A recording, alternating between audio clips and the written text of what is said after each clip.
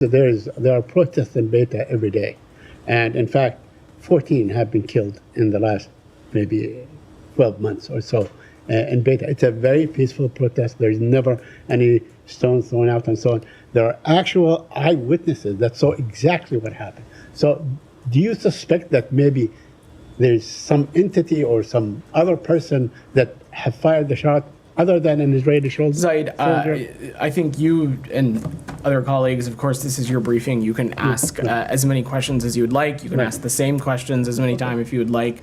That's not going to change my answer, which is that, one, around the specifics of what transpired, important work is continuing to being done to ascertain what exactly happened, and we are going to let that process play out. As I've said, as it relates to making those findings public, we expect that to happen as soon as possible. We expect that process to be thorough, transparent, and it to be as robust as it can be. But beyond that, I'm just not going to speculate from up here what happened or why or any of the reasoning side.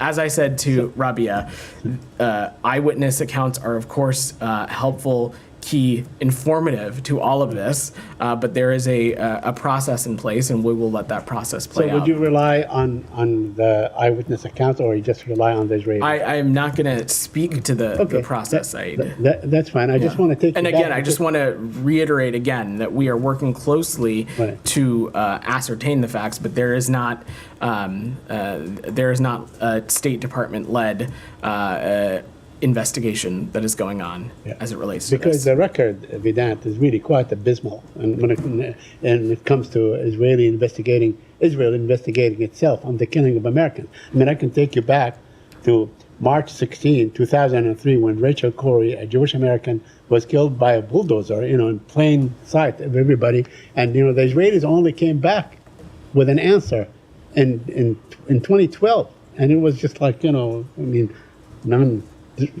nothing there answer kind of a thing. And we saw this happen with Omar Assad. We saw this happen with Shireen Abu Akleh when it was killed, and you guys came out on July 4th, 2022 on a holiday, and you said that the intention was not there.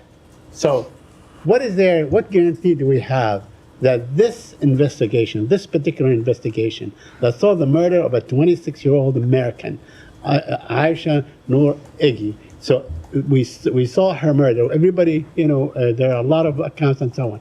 What guarantee do you have that this will be carried out, the investigation will be carried out thoroughly, fairly, transparently, and would lead to the proper result as far as you're concerned? Said, I'm not going to color any of these findings until we see them. So I will just leave it at that, and not going to get ahead of the process here. So do we have? I mean, I'm sorry, but let me just. Do we have any evidence from the past that Israel actually comes through on these investigations? I will let the IDF and the Israeli government speak to their own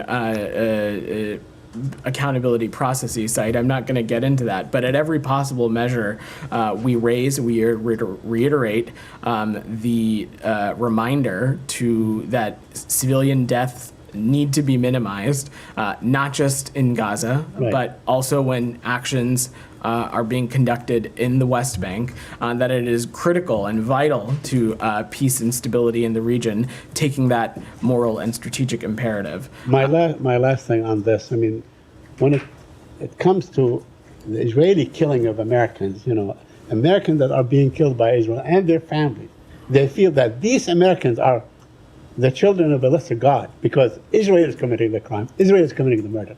Is that true? It's not. Look, it's not true. Said, I'm not sure I fully understand your question. I mean, they are less American than, let's say, when Israel commits, it is really the identity of the killer rather than the identity of the killed, so to speak. So, again, I'm not sure I fully comprehend what you're asking, but let me just be pretty clear about this.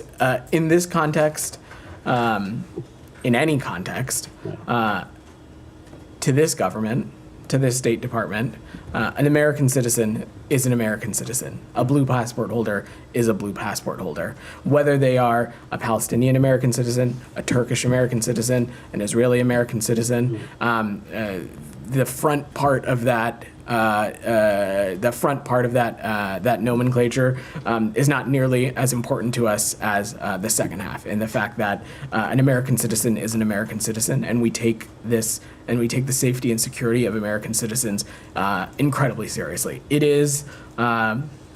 We spend a lot of time up here talking about foreign policy priorities and national security and our hopes for the world when it comes to foreign policy priorities.